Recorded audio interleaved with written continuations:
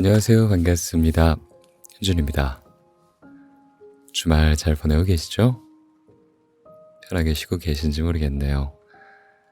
편안한 밤 보내시길 바라며 오늘도 책 한 권 소개시켜 드리겠습니다. 오늘 제가 소개해 드릴 책은요. 나에게 괜찮냐고 물어본 적이 없었다 라는 함광성 작가님의 책입니다. 이 책을 쓰신 함광성 작가님은요. 10년차 심리상담 전문가라고 합니다. 한국심리상담학회에서 상담심리사 1급 자격증을 취득하고 현장에서 상담사로 활동하고 있다고 하네요. 그래서 그런지 뭔가 이 책은 삶에 지치는 사람들을 위로하는 어떤 따뜻한 안부를 묻는 그런 느낌이 강한 책입니다. 책의 뒤에 보면 이렇게 써 있어요. 이런 사람들에게 이 책이 필요합니다. 혹시 해당되시는지 한번 봐보세요. 첫 번째는 힘들 때 혼자 참고 견디는 것이 습관인 사람. 두 번째는 퇴근하면 무기력하게 누워만 있게 되는 사람. 세 번째는 인간관계가 좋은데도 왠지 계속 외로운 사람. 남의 눈치를 보느라 항상 긴장 상태로 사는 사람. 마지막으로 눈코 뜰 새 없이 바쁜데 마음은 좀 공허한 사람에게 이 책이 필요하다고 합니다. 근데 좀 그런 것 같아요. 우리는 좀 남들에겐 다정한데 스스로에게는 좀 매몰찬 경향이 있죠. 따뜻하게 이렇게 안아주는 그런 시간이 되었으면 좋겠습니다. 네, 소개해 드릴게요. 나에게 괜찮냐고 물어본 적이 없었다.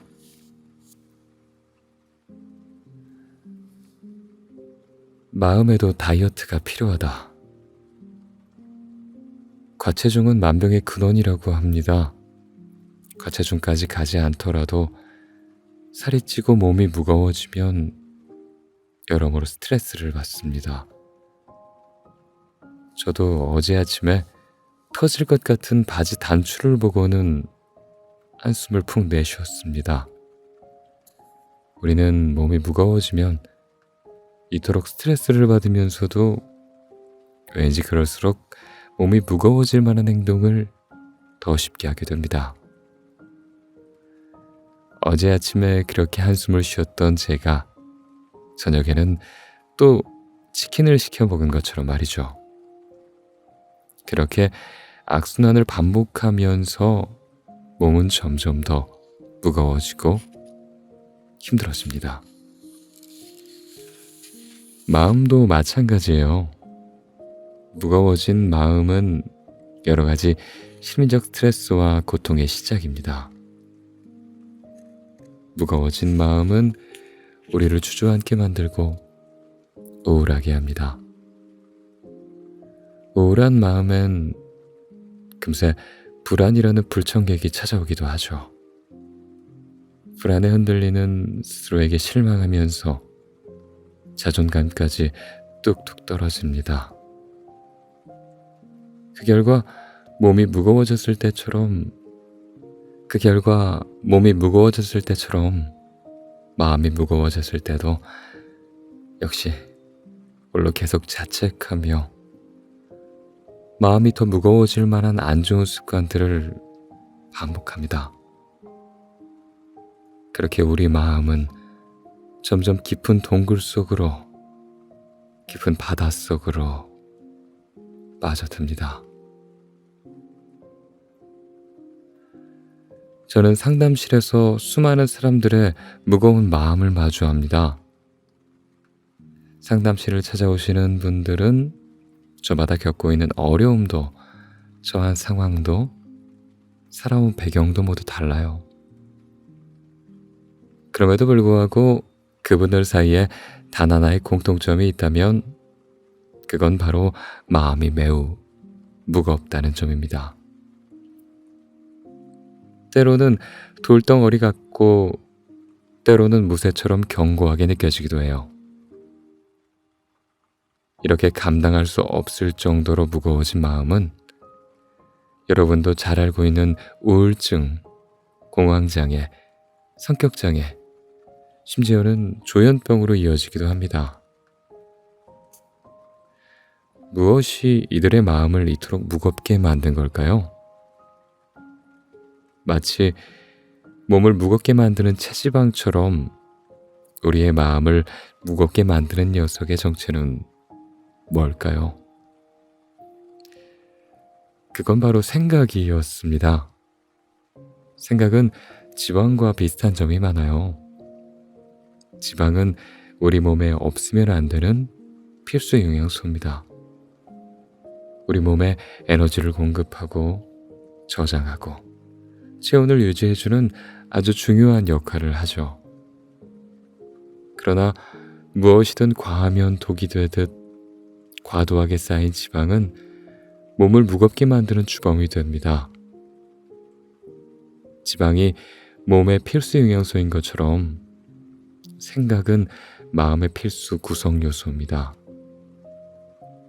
나는 생각한다. 고로 나는 존재한다.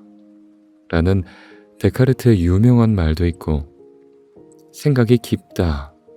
라는 말은 언제나 칭찬으로 쓰입니다.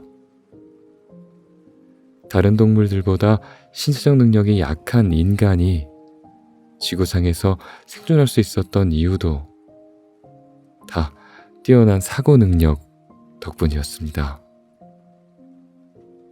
하지만 지방과 마찬가지로 생각도 너무 과도하게 쌓였을 땐 우리 마음을 무겁게 만듭니다.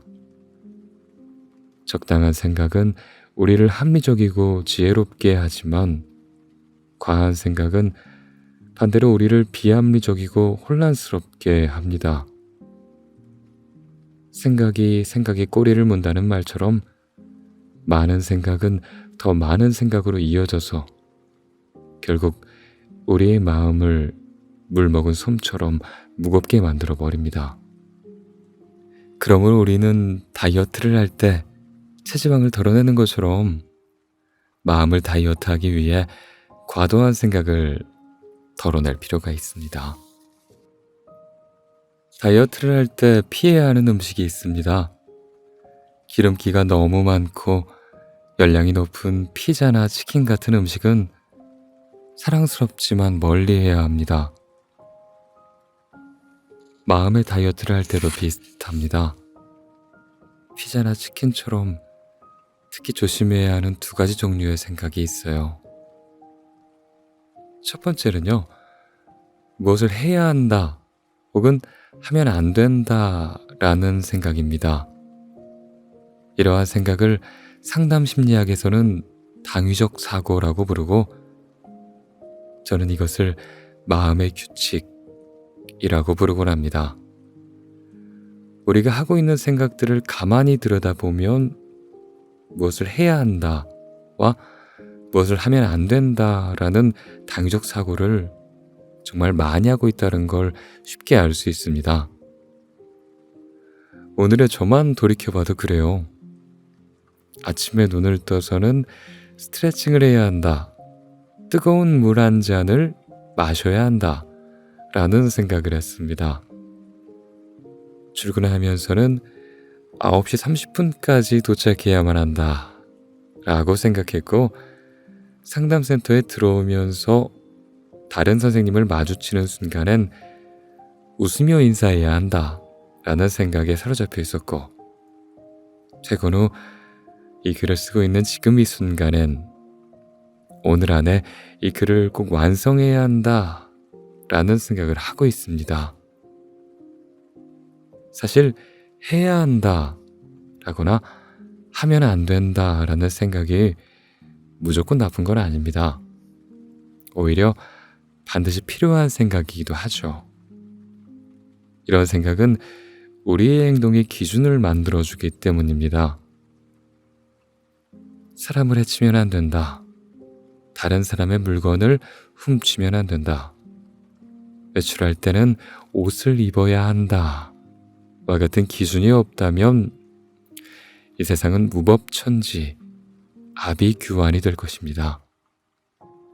이렇게 우리가 원만히 함께 살아가기 위해 모아놓은 해야 한다, 하면 안 된다 라는 생각의 집합을 규칙, 법, 도덕이라고 해요. 문제가 되는 건 이런 마음의 규칙이 무분별하게 많을 때입니다. 제가 어렸을 때 저희 집에는 식사 자리에서 지켜야 하는 규칙이 하나 있었습니다. 떠준 밥은 다 먹어야 한다 였죠. 그리고 저는 그 규칙을 굉장히 잘 따랐던 것 같습니다. 그러던 어느 날 친구 집에 놀러 갔다가 친구의 가족들과 같이 밥을 먹게 된 적이 있습니다. 그날 식사 자리에서 저는 놀라운 장면을 목격하게 됩니다. 저와 제 친구는 하굣길에 떡볶이를 사 먹고 온 터라 배가 꽤 부른 상태였습니다. 그렇지만 저는 늘 그랬듯이 친구의 부모님께서 떠주신 밥을 의무적으로 다 먹었습니다.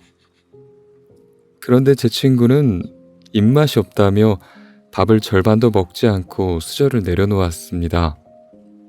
그런 친구를 보며 곧 어머님께서 잔소리를 시작하시겠구나 하고 덜컥 겁이 났습니다. 하지만 이어진 상황은 제 예상과 달랐습니다. 친구의 어머니가 아무렇지 않게 그래, 이따가 배고프면 말해 라고 이야기했던 것입니다.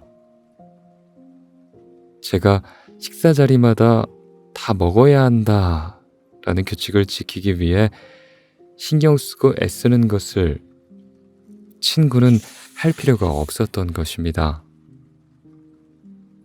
하루에도 3번씩이나 있는 식사 시간마다 제 친구의 마음은 저보다 조금은 더 가벼웠을 겁니다. 어쩌면 제가 다 먹어야 한다는 규칙을 지키기 위해 애쓰는 동안 친구는 그 음식의 맛에 집중하며 좀 더 즐거운 식사 시간을 보냈을 수도 있죠. 만약 저보다 식사 자리에서 더 많은 규칙을 가지고 있는 사람이 있다면 그의 식사 시간은 그만큼 더 무거운 마음일 겁니다. 직장인 A씨는 나는 반드시 성공해야 한다, 난 항상 잘해야 한다 라는 마음의 규칙을 가지고 있습니다. 반면 같은 직장에서 일하는 B씨는 그런 마음의 규칙을 가지고 있지 않습니다. A씨와 B씨에게 똑같은 업무가 주어졌을 때 A씨의 마음은 B씨의 마음보다 훨씬 더 무거울 수밖에 없어요. 게다가 안타깝게도 실패까지 해버린다면 A씨의 마음은 더 괴로울 것이 분명합니다. 심지어 성공하더라도 A씨는 항상 성공해야 한다, 잘해야 한다 라는 마음의 규칙을 계속 지키기 위해 안심할 수도 쉴 수도 없습니다. 연애 중인 미영씨는 애인에게는 내가 언제나 1순위여야 한다 라는 마음의 규칙을 가지고 있습니다. 애인이 일이 너무 바빠 연락이 뜸해지면 몹시 화가 납니다. 어떻게 이럴 수가 있지? 하며 도저히 납득할 수가 없습니다. 미영씨의 마음의 규칙에서는 나를 사랑한다면 아무리 일이 바빠도 내가 1순위여야 하기 때문입니다. 생각하면 할수록 화가 나고 마음이 무거워집니다. 바쁘면 연락이 뜸할 수도 있지 라는 친구의 위로도 귀에 들어오지 않습니다. 내 마음의 규칙에서는 용납이 되지 않기 때문입니다. 만약 미영씨에게 그런 마음의 규칙이 없었다면 어땠을까요? 연락이 뜸한 애인에게 당연히 서운하고 속상한 마음이 들겠지만 이처럼 화가 나고 마음이 무거워지지는 않았을 겁니다. 속상하긴 하지만 있어서는 안 되는 일이 생긴 정도는 아니기 때문이죠. 우리의 마음을 무겁게 만드는 두 번째 생각의 종류는 통제할 수 없는 것에 대한 집착입니다. 우리 삶에는 내가 통제할 수 있는 것과 통제할 수 없는 것이 있습니다. 예를 들어 내가 오늘 저녁에 치킨을 먹느냐 먹지 않느냐는 내가 통제할 수 있는 것입니다. 하지만 오늘 처음으로 시켜보는 신메뉴 치킨이 맛이 있을지 없을지는 내가 통제할 수 없는 것입니다. 우리 마음을 가볍게 하기 위해서는 통제할 수 있는 것에 집중하고 통제할 수 없는 것에는 최대한 신경을 덜 쓰면서 살 필요가 있어요. 그러나 우리의 마음은 때로 반대로 작동하고 무거워집니다. 통제할 수 있는 건 쉽게 포기하고 통제할 수 없는 것에 집착하는 겁니다. 먹어보기 전에는 결코 알 수 없는 새로운 치킨의 맛을 미리 알고자 집착합니다. 수많은 리뷰를 찾아보고 맛있을까? 진짜 괜찮을까? 를 고민하는데 온 에너지를 쏟습니다.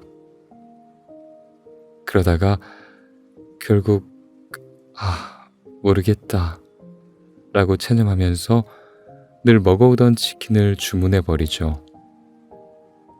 결국 고민하는 데 에너지를 낭비만 했고 새로운 것을 접할 수 있는 기회도 놓쳐버렸습니다. 누군가를 짝사랑할 때 내가 통제할 수 있는 건 상대를 대하는 나의 태도입니다. 상대방 앞에서 더 친절한 행동을 하거나 용기 내서 고백을 하는 것 등이죠. 반면에 내가 통제할 수 없는 건 상대의 마음입니다. 이때 A라는 사람은 통제할 수 있는 것에 집중합니다. 더 매력적으로 보일 만한 행동을 연습하는 데 집중하거나 어떤 말로 고백할지를 고민합니다. 그러나 B라는 사람은 통제할 수 없는 것에 집중합니다. 저 사람이 나를 좋아할까? 에 대해서 끊임없이 고민하고 추측합니다. 내가 어떻게 해야 할지에 집중하지 않고 어떻게 하면 저 사람의 마음을 확실히 확인할 수 있을지에 집착합니다.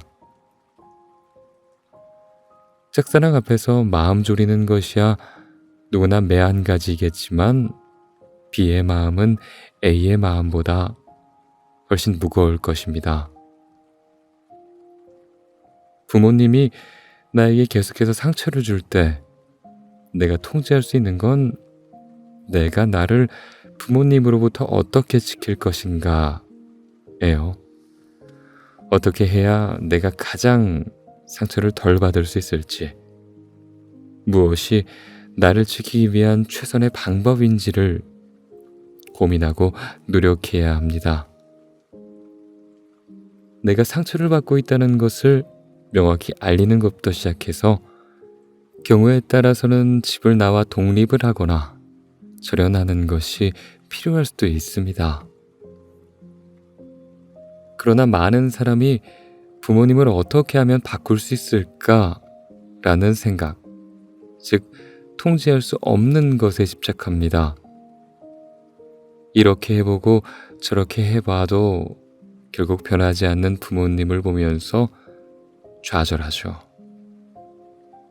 그러면서 부모님이 바뀌지 않기 때문에 나는 계속 상처를 받을 수밖에 없다 라고 생각합니다. 주어진 운명을 탓하며 나를 지키는 일을 포기하게 되기도 합니다. 우리의 마음을 좀 더 가볍게 하기 위해서는 이런 두 가지 종류의 생각을 경계할 필요가 있습니다. 우리가 다이어트를 할 때 고열량 음식을 멀리하는 것과 같아요.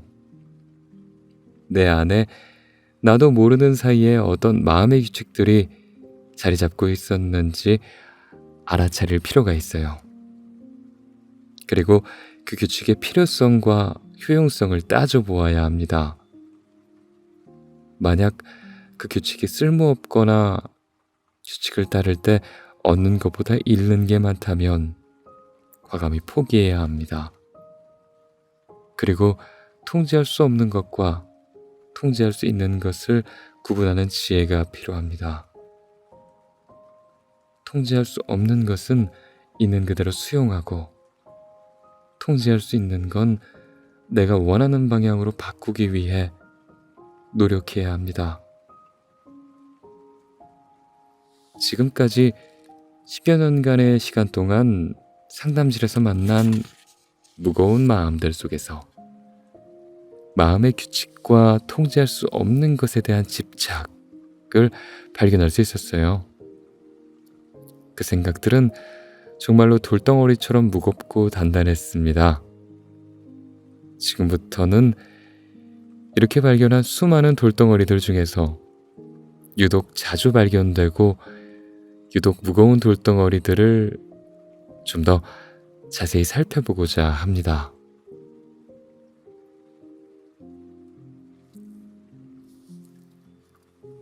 제대로 하려다 하나도 못하게 된다. 지훈 씨는 직장에서 꼼꼼하고 믿을 만한 사람으로 인정받고 있습니다. 지훈 씨는 어떤 일이 주어져도 빈틈없이 완벽하게 제대로 해내는 사람입니다. 지훈 씨가 만든 프레젠테이션 자료는 다른 사람들의 눈에 보이지 않을 정도의 작은 여백까지 디테일이 살아있었고, 작성한 보고서에는 단 하나의 오타도 허락되지 않았습니다. 화려하거나 빠르지는 않지만 무슨 일을 맡기더라도 이토록 완벽하고 꼼꼼하게 해내는 지훈 씨는 상사들에게도 두터운 신임을 받고 있습니다. 그런 지훈 씨가 처음 상담실에서 꺼내놓은 고민은 정말 뜻밖의 것이었습니다. 저는 너무 게으른 것 같아요. 지훈 씨는 직장에서 완벽했지만 직장 밖에서는 그러지 못했죠. 혼자 사는 집에는 설거지거리가 며칠째 그대로 쌓여있기 일쑤였고, 집 구석구석에는 정리되어 있지 않은 옷가지가 여기저기 널브러져 있었습니다. 지난달에 3개월 회원권을 등록한 헬스장에는 지금까지 2번밖에 가지 못했습니다. 책장에는 사놓기만 하고 펴보지도 않은 책들이 먼지 이불을 덮고 있었습니다. 직장에서는 조금의 빈틈도 찾아볼 수 없었던 완벽한 지훈 씨였지만, 직장을 벗어난 지훈 씨는 놀랍도록 빈틈투성이의 사람이었습니다. 잘하고 싶지 않은 사람은 없습니다. 이왕 하는 거 더 잘하고 싶은 마음이 드는 건 당연해요. 그러나 제대로 하고 싶은 마음이 너무 강해져서 제대로 해야 한다 라는 마음의 규칙이 되어버리는 경우가 꽤 많아요. 이런 마음의 규칙을 심리학에서는 완벽주의라고 합니다. 완벽주의라는 단어를 어디선가 한 번쯤은 들어보셨을 겁니다. 완벽주의는 말 그대로 뭔가를 오차 없이 완벽하게 하고자 하는 마음을 의미해요. 지훈 씨가 직장에서 보이는 빈틈없고 철저한 면도 완벽주의적인 모습이라고 볼 수 있겠습니다. 사실 우리 모두 어느 정도의 완벽주의를 가지고 있어요. 미움받을 용기로 우리에게 알려진 아들러의 개인 심리학에서는 모든 인간은 열등감을 가지고 있고 우월성을 추구한다고 하였습니다. 그렇기에 인간은 보다 완벽해짐으로써 우월감을 경험하려 하고, 완벽하지 않음을 느낄 때 열등감과 불안정감을 경험하게 됩니다. 그런데 안타깝게도 우리가 살고 있는 세상부터 완벽하지가 않아요. 그렇기에 우리는 완전하지 않은 세상 속에서 필연적으로 불안을 경험하며 완벽을 추구함으로써 안정을 찾고자 합니다. 그것이 바로 완벽주의의 본질이죠.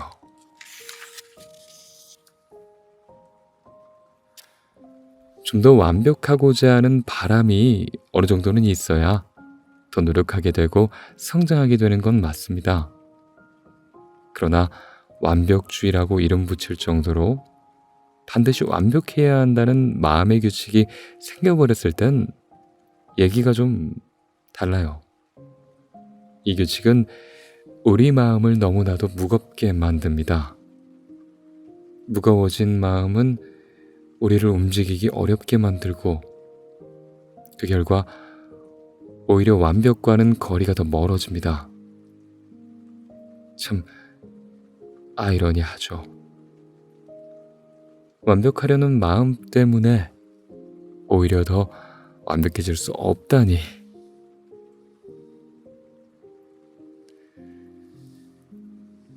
난 안 하면 안 했지 하면 제대로 하는 사람이야 라고 말하는 분들이 있습니다. 신중히 선택하고 본인의 선택에 대해 최선을 다하려는 태도는 참으로 훌륭한 모습입니다. 그러나 이 말을 뒤집어 보면 제대로 못할 바에는 아무것도 안 한다 라는 마음의 규칙이 됩니다. 이 마음의 규칙은 잘 생각해 보면 정말 무겁고 무서운 말입니다. 마치 1등이 되지 못할 바에는 공부하지 않는다. 몸짱이 되지 않을 바에는 운동하지 않는다. 라는 말과 같습니다. 뭔가를 제대로 완벽하게 잘한다는 건 대단히 어려운 일입니다. 공부를 그냥 하는 것과 1등이 되기 위해 하는 건 완전히 다른 이야기입니다.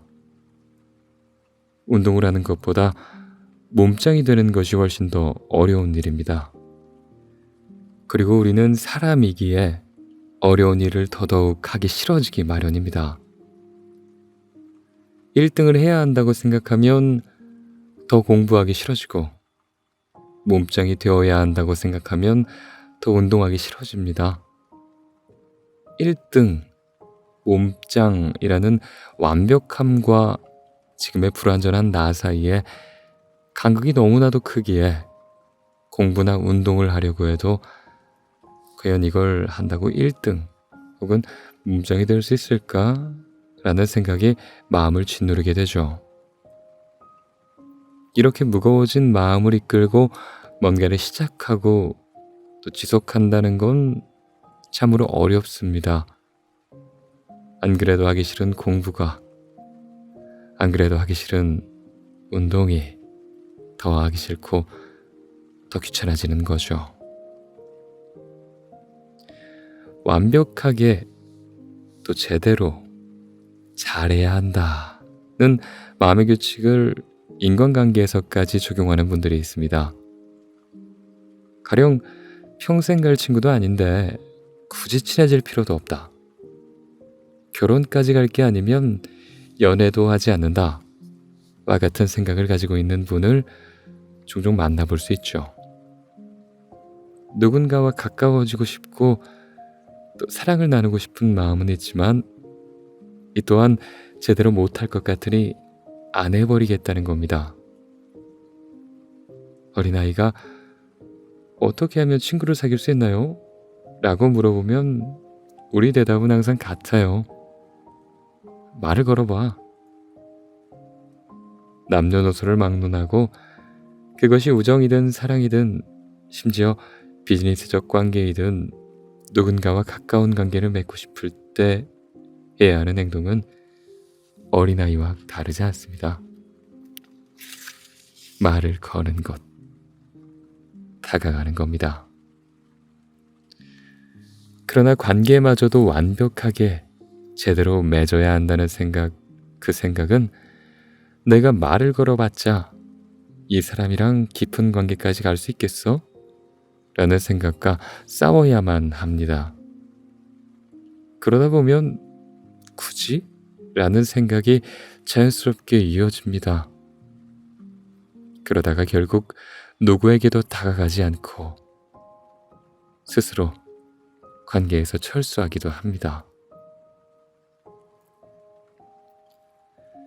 사실 저도 과거에는 심각할 정도의 완벽주의자였어요. 군대를 전역하고 24살 때 난생 처음으로 혼자 여행을 가게 되었습니다. 제가 제일 먼저 한 일은 엑셀을 켜고 모든 일정, 숙소 등을 정리하는 것이었죠. 그 엑셀 파일에는 분 단위로 쪼개진 촘촘한 일정이 적혀 있었고 일정 사이의 이동 방법까지도 계획대로 흘러가지 않을 때를 대비해 플랜 1부터 3까지 작성되어 있었습니다. 플랜 1, 기억 정류장에서 32번 버스 탑승. 플랜 2, 도보 10분 거리의 니은 정류장에서 8번 버스 탑승. 플랜 3, 택시 탑승. 하는 식으로 말이죠. 이토록 완벽한 계획을 세우고 떠났던 제 첫 인생 여행은 지금 제 머릿속에 인생의 최악의 여행으로 남아 있습니다. 계획이 워낙 철저했던 터라 처음 가보는 곳이어도 여행은 꽤나 순조롭게 흘러갔습니다.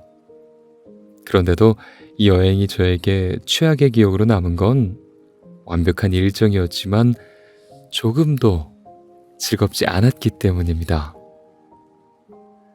여행 내내 제 눈은 일정표에 머물러 있었고 한 장소에 방문하면 떠날 시간을 계속 체크하느라 바빴습니다. 그러느라 그곳에서 볼 수 있었던 흰색색의 꽃들도 향긋한 꽃내음도 불어오는 신선한 바람도 느끼지 못했습니다. 여행을 마친 뒤 남는 건 마치 게임 퀘스트처럼 계획대로 다 했다 라는 의미 없는 성취감 뿐이었습니다. 저의 여행이 보다 즐겁고 의미 있는 여행이 되기 위해서는 계획이 좀 덜 완벽해야 했습니다. 비록 계획을 철저하게 세우더라도 반드시 그 계획을 지켜야만 한다는 의무감은 내려놓아야 했습니다. 완벽해야 한다, 제대로 해야 한다 라는 마음의 규칙이 그 규칙이 차지한 공간은 비워놓고 그 공간에 꽃내음과 신선한 바람의 느낌을 채워 넣어야 했습니다. 우리 삶에서도 마찬가지예요. 삶이 좀 더 의미 있고 행복하기 위해서는 마음의 여유 공간이 필요합니다. 그리고 그 마음의 공간은 잘해야 한다, 완벽해야 한다, 제대로 해야 한다 라는 마음의 규칙을 내려놓을 때 생깁니다. 지훈 씨에게 쌓여있는 설거지 더미를 볼 때 어떤 생각이 드는지를 물었습니다. 저걸 언제 다 하나 싶어서 한숨이 나와요. 지훈 씨는 설거지마저도 일단 하면 제대로 해야 한다라고 생각했다는 거죠. 지훈 씨와 여러 이야기를 나누고 그날의 상담을 마치고 저는 지훈 씨에게 작은 숙제 하나를 내주었습니다. 오늘 집에 가서 그 설거지 더미에서 접시 딱 한 개만 닦아보시겠어요? 꼭 딱 하나만 닦으셔야 해요. 꼭 하나만 닦아야 한다는 말에 지훈 씨는 좀 의아하다는 표정을 지으며 돌아갔습니다. 다음 상담 시간에 지훈 씨에게 내어드린 숙제를 잘 하셨는지 여쭈어 보았는데 지훈 씨는 피식 웃으며 말했습니다. 아니요, 숙제 제대로 못한 것 같아요. 선생님 말씀대로 접시 딱 하나만 닦는 건 금방 하니까 지난 시간에 끝나자마자 바로 설거지를 했어요. 근데 접시 하나만 닦고 그만하려고 하니까 이게 좀 너무 어이없고 웃긴 거예요. 뭔가 찜찜하기도 하고. 그래서 다른 설거지도 다 해버렸죠 뭐. 지우 씨의 말에 저도 피식 웃으며 대답했습니다. 완벽하지 않으려고 했다가 완벽해져 버렸네요. 앞서 말한 것처럼 우리는 뭔가를 완벽하게 제대로 하려고 하면 더 하기 싫어집니다. 산에 오를 때 반드시 정상에 오르겠다라는 마음을 먹으면 처음 걷는 한 걸음의 무게가 참 무거워지죠. 그러나 일단 10분만 가보자 라고 마음 먹으면 처음 한 걸음의 무게는 가벼워져요. 그렇게 가벼운 발걸음으로 10분을 걷고 나면 좀 더 가볼까? 라는 생각이 절로 생기기도 합니다. 이런 마음이 드는 이유는 우리 마음에 본능적으로 잘하고 싶다, 제대로 하고 싶다 라는 바람이 있기 때문입니다. 마음의 규칙은 우리를 무겁게 하고 주저앉히지만 바람은 우리의 마음을 가볍게 하고 좀 더 움직일 수 있게 해줍니다. 완벽하려 하지 마세요.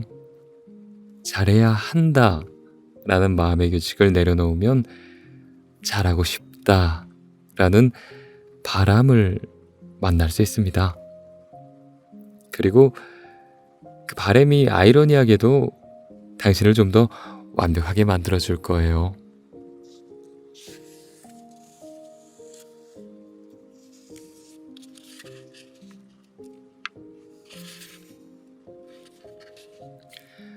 아무리 애써도 누군가는 당신을 싫어한다. 시은 씨와의 네 번째 만남이었습니다. 그날 상담실에서는 지난주에 다녀온 독서 모임에 관한 얘기를 나누고 있었습니다. 시은 씨는 좀 힘이 빠진 목소리로 이야기했어요. 다음 주 모임 갈 때는 이번처럼 많이 준비하진 않으려고요. 둘러보니까 제가 제일 많이 준비해 온 것 같더라고요. 아예 책을 안 읽고 온 사람도 있고, 다른 사람들은 좀 대충대충 하는 것 같았어요. 그랬구나. 그래서 어떠셨어요? 좀 허무했죠, 뭐. 그래서 저도 준비한 내용은 말하지 않고 대충 준비한 척 했어요. 읽은 부분인데도 그냥 모른 척하고 그랬죠, 뭐. 열심히 준비한 내용을 꺼내지도 않고 안 읽은 척까지 했던 시은 씨의 마음을 좀 더 살펴보고 싶었습니다. 그렇게까지 하신 이유가 있어요? 제가 거기서 준비한 걸 꺼내놓으면 뭐랄까 좀 잘난 척하는 것처럼 보일 수도 있잖아요. 나댄다고 생각하는 사람이 있을 수도 있고요. 그래서 그냥 묻어간 거죠. 시은 씨가 지난주 독서 모임에서 그렇게 행동한 이유는 사람들에게 미움받고 싶지 않아서였습니다. 비슷한 경험이 또 있는지 물어보자 시은 씨는 놀라운 대답을 했습니다. 사실 몇 주 전에 처음 상담 왔을 때도 그랬어요. 상담 오면 할 말들을 잔뜩 생각해 놨는데 그 중에서 한 20-30%만 말했던 것 같아요. 처음부터 제가 말을 너무 길게 하면 선생님이 저를 안 좋게 생각할 것 같아서요. 누군가에게 미움받는 것을 두려워하지 않는 사람은 없습니다. 저 또한 아직 본 적도 만난 적도 없는 이 책의 독자분들께서 제가 쓴 이 글을 보고 절 미워하지 않을까 두려운 마음이 있습니다. 이러한 두려움은 인간의 본능이라고 볼 수 있습니다. 태생적으로 다른 동물들에 비해 약한 신체 능력을 가지고 태어난 인간이 지구상에서 지금까지 생존할 수 있었던 이유는 두 가지예요. 높은 인지 능력을 가지고 있었다는 점, 그리고 그런 인간들끼리 힘을 합치고 무리 생활을 하였다는 점입니다. 날카로운 이빨도 없고 두꺼운 피부도 없는 인간이 생존할 수 있었던 건 함께 모여 돌을 깎아 도끼와 창을 만들고 함께 나무를 자르고 엮어 울타리를 만들고 집을 지을 수 있었기 때문입니다. 우리 모두 인간이 함께 했기 때문에 가능한 것이었습니다. 따라서 다른 사람들과 함께 할 수 없다는 건 곧 생존의 위협인 셈입니다. 누군가가 나를 싫어한다는 건 우리에서 떨어져 나갈 수도 있다는 뜻이며 곧 죽음에 대한 공포와도 같을 것입니다. 미움받는 일에 대한 두려움은 이렇게 먼 옛날부터 인류의 마음에 깊게 각인되어 있습니다. 뭉치면 살고 흩어지면 죽는다는 말이 괜한 말이 아니에요. 또한 우리는 살면서 미움이 얼마나 위협적인 것인지를 직간접적으로 경험해 왔습니다. 누군가를 향한 미움은 쉽게 주변으로 전염돼서 왕따, 집단 괴롭힘 같은 문제로 이어지기도 하고 온라인 공간에서는 쏟아지는 악플로 인해 누군가를 죽음으로 몰아가기도 합니다. 이런 세상에 살고 있는 우리가 미움받을 용기를 내기란 무척 어려울지도 모르겠습니다. 요컨대 미움받지 않기 위해 애쓰며 사는 것이 인간에게는 더욱 자연스러운 모습일 수밖에 없어요. 그러니 부디 미움받을 용기를 내지 못하는 나를 자책하지는 않았으면 좋겠습니다. 저도 누군가가 저를 싫어하고 미워하는 것을 정말 두려워하는 사람입니다. 지금도 그렇지만 예전에는 훨씬 더 많이 두려워했습니다. 그 정점은 20대 시절이었죠. 그때 저는 누군가가 저를 미워하지 않게 하는 가장 좋은 방법이 두 가지라고 생각했습니다. 첫째는 불호가 없는 행동만 하는 것. 둘째는 상대방에게 잘해주는 것이었습니다. 그래서 20대에 저는 이 두 가지 조건의 교집합에 해당하는 행동들만 주구장창하며 살았습니다. 그 시절에 있었던 일이에요. 그 당시 저는 물류창고에서 아르바이트를 하고 있었습니다. 그곳에서 할 수 있는 호불호가 없으며 다른 사람들에게 잘해주는 행동은 다른 알바생들이 꺼리거나 미룰 법한 일을 도맡아 하는 것이었습니다. 저는 일부러 무겁거나 멀리 옮겨야 하는 물류만 찾아다니며 그렇게 옮겨댔죠. 혹시나 요령 피우는 것처럼 보일까봐 가벼운 물류는 거들떠보지도 않았습니다. 아니나 다를까 동료 직원분들도 열심히 하는 저에게 고맙다는 말, 칭찬의 말도 많이 해주셨고 다들 좋게 봐주시는 눈치였습니다. 몸은 힘들었지만 이 사람들이 나를 싫어할 수도 있다는 그런 두려움이 없었기에 마음은 편했습니다. 그러던 어느 날 저는 영화나 드라마에서나 있을 법한 일을 경험하게 됩니다. 그날은 아르바이트 뒤에 약속이 있어서 평소와는 다른 방향으로 퇴근하고 있었는데 그 길에 어느 담벼락 건너편에서 동료 아르바이트생 2명이 제 험담을 하고 있었습니다. 험담의 주된 내용은 나댄다 였어요. 부지런히 움직이던 제 모습이 그들에겐 다른 동료들의 눈에 띄기 위해 자기적으로 행동하는 것처럼 보였던 모양입니다. 제가 몸을 갈아 넣으며 애썼던 행동이 그들에게 나댄다로 평가되는 것이 너무나 속상했습니다. 나를 싫어하지 않게 하려고 했던 행동인데 그 행동 때문에 그들은 저를 싫어하는 것이었습니다. 너무 화가 났지만 저는 아무 말도 하지 못했습니다. 그 순간마저도 그들이 나를 더 싫어하게 될까봐 두려웠기 때문입니다. 그 일을 겪고 얼마 되지 않아 저는 아르바이트를 그만뒀습니다. 너무 화가 나고 동시에 너무 슬퍼서 도저히 일을 할 수가 없었기 때문입니다. 한동안은 다른 일도 구하지 못했습니다. 슬픔, 분노와 함께 허무함이 찾아왔습니다. 미움받지 않으려고 애썼던 시간과 에너지가 너무나 무의미하게 느껴졌어요. 어쩌면 그때 저는 열심히 노력하기만 한다면 누군가가 나를 싫어할 수 없다고 생각했던 것 같습니다. 미움받을 확률을 0%로 만들려고 했던 셈이죠. 긴 허무한 끝에 당연하지만 놓치고 있었던 사실 하나를 깨달을 수 있었습니다. 바로 내가 아무리 애써도 누군가는 나를 싫어할 수 있겠구나 라는 깨달음이었습니다. 우리는 다른 사람의 마음을 통제할 수 없어요. 호감이 있는 사람에게 꽃을 선물하고 매너 있게 행동하고 그 사람의 말을 잘 들어주고 멋진 모습을 보여준다면 상대방도 나를 좋아할 확률이 올라갈 수도 있습니다. 그러나 그 확률이 100%가 될 수는 없어요.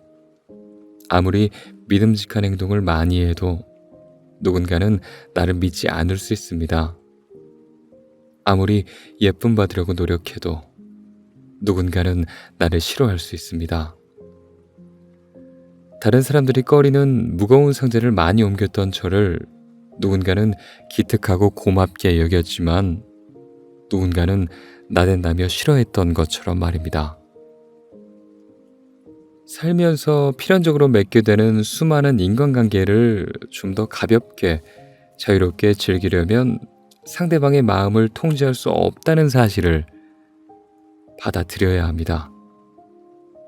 상대방이 절대 나를 싫어할 수 없게 만드는 방법이 있다면 누구나 전 재산을 투자해서라도 그 방법을 배우려고 할 겁니다. 그러나 안타깝게도 그런 방법은 없습니다. 누군가가 나를 싫어하지 않도록 노력하는 태도는 분명히 필요합니다. 앞에서 말했듯 미움받는 건 두렵고 불안할 수밖에 없는 일이기 때문입니다. 가능하면 그런 일은 만들지 않는 게 좋습니다. 그러나 노력해도 안 될 수도 있습니다. 노력해도 누군가는 나를 싫어할 수 있어요. 나를 좋아해 줬으면 좋겠다. 그러나 안타깝게도 누군가는 나를 싫어할 수 있다는 사실을 감수하고 인간관계를 맺을 때 우리의 마음은 조금 더 가벼워질 수 있습니다. 타인의 마음은 통제할 수 없기 때문에 누군가는 나를 싫어할 수도 있다는 사실이 꽤나 절망적으로 들릴 수도 있을 것 같습니다. 그래서 조금은 희망적인 이야기를 덧붙이고 싶습니다. 우리가 누군가의 마음을 통제할 수 없다는 건 내 노력과는 무관하게 상대방이 나를 싫어할 수도 있다는 뜻이지만 뒤집어 말하면 내가 어떤 노력을 하지 않아도 누군가는 나를 좋게 볼 수도 있다는 의미이기도 합니다. 내가 하는 행동이 누군가에는 철없어 보일 수도 있지만 누군가에게는 너무나 귀엽게 보일 수도 있어요. 모든 사람들에게는 취향이 있습니다. 민트 초코 맛에 진저리를 치는 사람도 있지만 저처럼 없어서 못 먹는 사람도 있습니다. 맛 하나에도 이렇게 취향이 나뉘는데 사람에 대한 취향은 얼마나 다양할지 조금만 생각해 봐도 알 수 있습니다. 애쓰지 않아도 나를 좋게 봐줄 사람은 분명히 있습니다. 함께하기 위한, 좋게 보이기 위한 최소한의 노력과 예의는 그건 필요하겠지만 내가 그 이상으로 베풀지 않아도 되는 있는 그대로의 나를 충분히 좋아해줄 누군가가 반드시 있으리란 그 사실을 믿었으면 좋겠습니다. 그리고 그보다 먼저 나부터 있는 그대로의 나를 좋아해줄 수 있게 되기를 바랍니다.